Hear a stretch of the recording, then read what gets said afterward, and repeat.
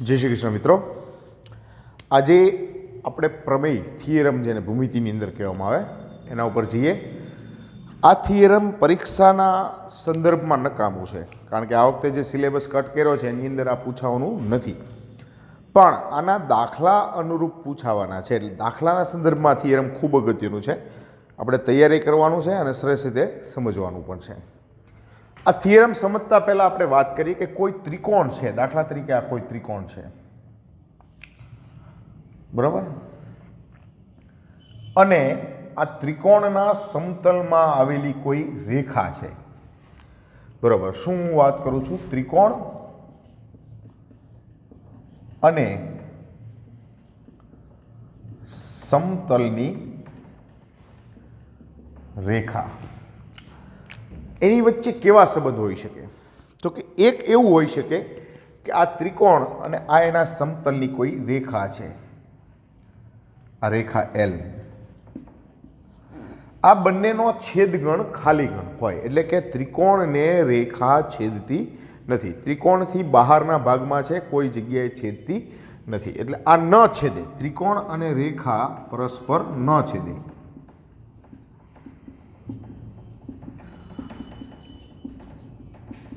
આ ખાલી ગણ હોય।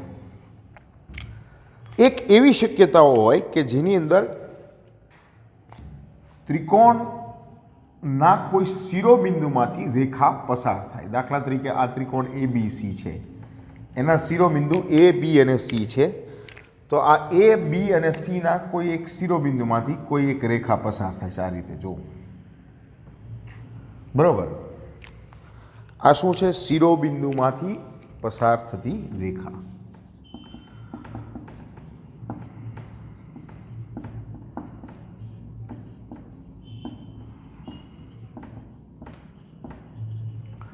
અને ત્રીજી વસ્તુ છે કે રેખા ત્રિકોણને છેદે। તો હવે એ કેવું છે? જો અહીંયા ધ્યાન આપજો ખાસ, કે આ દાખલા તરીકે ત્રિકોણ ABC છે, બરાબર, તો કોઈ રેખા આ ત્રિકોણને છેદે છે, એટલે આ રીતે છેદે છે બે ભિન્ન બિંદુઓમાં। દાખલા તરીકે આ M છે, આ N બિંદુ છે, આ ત્રિકોણની રેખા, ત્રિકોણના સમતલની રેખા ત્રિકોણને બે ભિન્ન બિંદુમાં છેદે।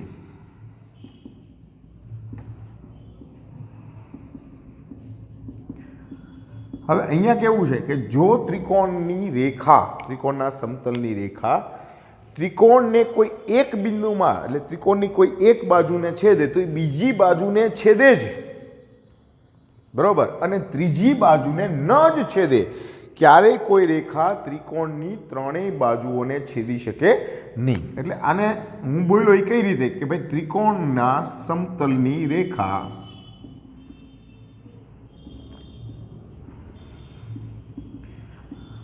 જો ત્રિકોણની કોઈ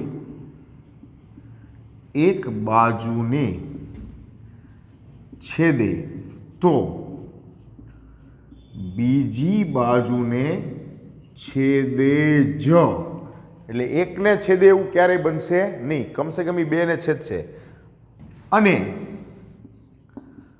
ત્રીજીને ન જ છેદે, ત્રીજીને છેદતી નથી। આ ખાસ યાદ રાખજો। એટલે ત્રિકોણ અને સમતલની રેખા વચ્ચેના સંબંધો કહેવાય। એક એવું કે ત્રિકોણ અને સમતલની રેખા પરસ્પર છેદતી નથી। બીજું એવું કે ત્રિકોણની સમતલની રેખા ત્રિકોણના કોઈ એક શિરોબિંદુમાંથી પસાર થાય, એટલે અહીંયા છેદબિંદુ એક થઈ ગયું। એક એવું કે ત્રિકોણના સમતલની રેખા ત્રિકોણની બે બાજુઓને બે ભિન્ન બિંદુઓમાં છેદે છે। જો એ એક બાજુને છેદે તો બીજી બાજુને છેદે જ, અને ત્રીજી બાજુને હંમેશા એ સમાંતર હશે। ક્લિયર? હવે આપણે પ્રમેય બાજુ જોઈએ। પ્રમેય શું કહે છે કે જો ત્રિકોણની કોઈ એક બાજુને સમાંતર રેખા ત્રિકોણની બીજી બે બાજુઓને બે ભિન્ન બિંદુઓમાં છેદે તો તે બાજુઓ પર કપાતા રેખાખંડો બાજુઓનું સમપ્રમાણમાં વિભાજન કરે છે। હવે શું કહેવા માંગે જો સમજો। આકૃતિ છે ને તમારા માટે ખાસ યાદ રાખવાની છે ને, આકૃતિ વગર પ્રમેય ક્યારેય ન રહે, ઘણા લોકો આકૃતિ ગોખી નાખે ને પછી પ્રમેય મોઢે લખવા પ્રયત્ન કરતા હોય. આ ત્રિકોણ ABC છે. હવે કોઈ રેખા સમતલની, દાખલા તરીકે રેખા L છે, એ ત્રિકોણને બે ભિન્ન બિંદુઓમાં છેદે છે. હવે આ રેખા છે એ પાછી ત્રીજી રેખાને સમાંતર છે. જો એક બાજુને સમાંતર એટલે BC ને સમાંતર છે.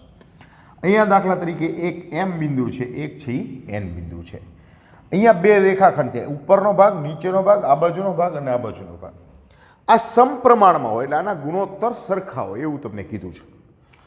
હવે આમાં પક્ષ, સાધ્ય, આકૃતિ અને સાબિતી એવી રીતે આપણે જનરલી પેટર્ન છે, જૂની પેટર્ન, હું એના ઉપર જ જઈશ. પહેલું આવે પક્ષ. પક્ષ એટલે જે વસ્તુ તમારી પાસે હોય. તો મારી પાસે એવું છે કે ત્રિકોણ ABC માં BC રેખાને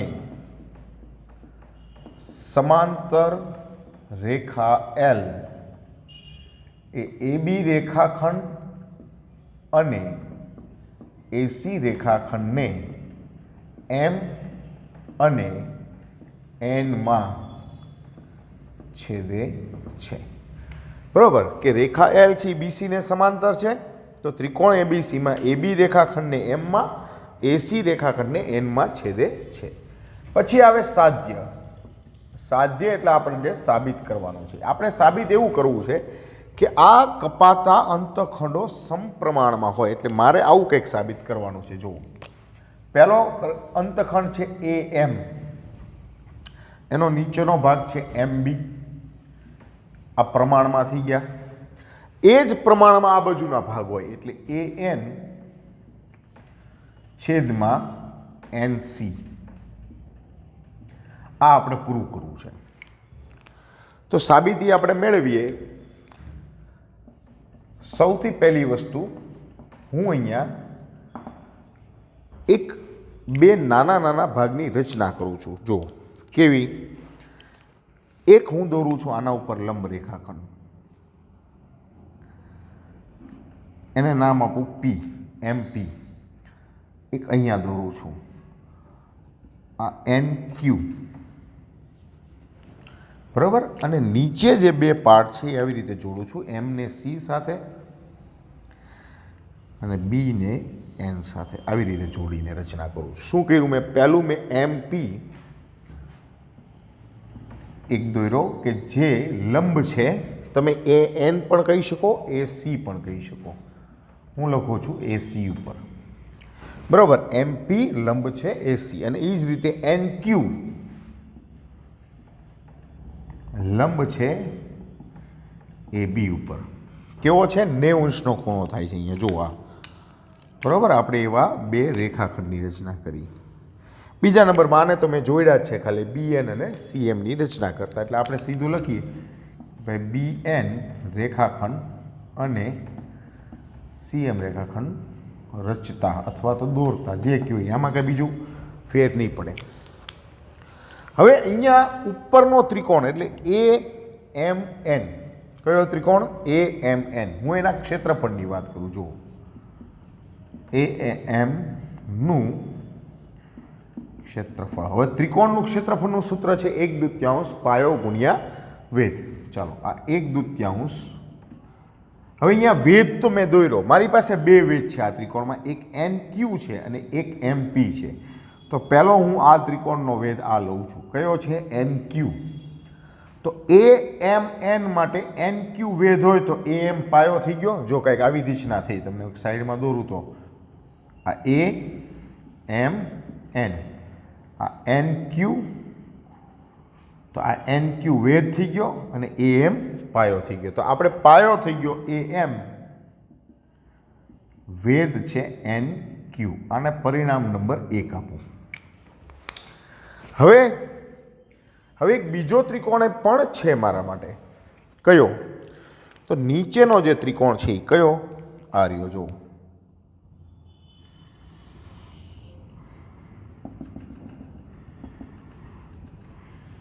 કંઈક આ રીતનું છે. જો હું રફમાં દોરું તમને ખ્યાલ આવી જશે. અહીંયા દોરીશ એટલે એમાં આપણે BMN અને આ એનો વેધ છે. ગુરુકોણ ત્રિકોણ હોય ને એટલે વેધ બહાર જાય. જો આવી રીતે છે આવું કંઈક. આ ખાલી જુઓ BMN. તો હું BMNનું ક્ષેત્રફળ વાત કરું કે BMNનું ક્ષેત્રફળ આપણું સૂત્ર તો સરખું જ રહે, 1/2. હવે ગુરુકોણ ત્રિકોણમાં વેધ બહાર રહ્યો એટલે NQ થયો અને પાયો છે BM ગુણ્યા NQ. આ પરિણામ નંબર આપું 2. બરાબર, ખ્યાલ આવ્યો? જે મહાન આત્મા હોય એને ખાલી શું યાદ રાખવાનું છે ખબર છે? આ AMN લીધું, એની જગ્યાએ B મૂકી દો. જો એની જગ્યાએ B, AM એની જગ્યાએ B, બાકી બધું એમને. હવે આ બંનેનો ગુણોત્તર લઈ લઉં છું, કારણ કે મારે ગુણોત્તરની વાત કરવી છે કે ભાઈ પરિણામ 1 અને 2નો ગુણોત્તર લેતા. હવે આ બંનેનો ગુણોત્તર લઉં એટલે આ આવશે AMનું ક્ષેત્રફળ. હું આમ લખીશ, બરોબર? હવે ક્ષેત્રફળ નહીં લખું. અને BMNનું ક્ષેત્રફળ. આ બંનેને છેદમાં મૂકી તો જો તો આ NQ કેન્સલ થઈ જાય, 1/2 કેન્સલ થઈ જાય. શું વધશે? AM છેદમાં BM. આ પરિણામ નંબર આપો 3. સમજાણો ને? આ બંનેને અંશ છેદમાં મૂકી તો સરખું ઉડી ગયું. બરાબર. હવે વાત આવી શું તો કે ભાઈ તમે AMNનું જ્યારે ક્ષેત્રફળ લીધું ત્યારે આપણે વેધનો ઉપયોગ કર્યો હતો NQ. પણ આપણે 2 વેધ દોર્યા હતા, તો એકનો ઉપયોગ કરી બીજાને ખોટું લાગી જાય. તો આપણે ફરી પાછું ત્રિકોણ AMNનું ક્ષેત્રફળ લઈએ. પણ આ વખતે ધ્યાન રાખશું કે આ વખતે બીજા જે વેધ દોર્યો છે કયો? MP, એનો ઉપયોગ કરી. MP તો પાયો થઈ ગયો AN, આ 1/2 પાયો AN વેધ MP.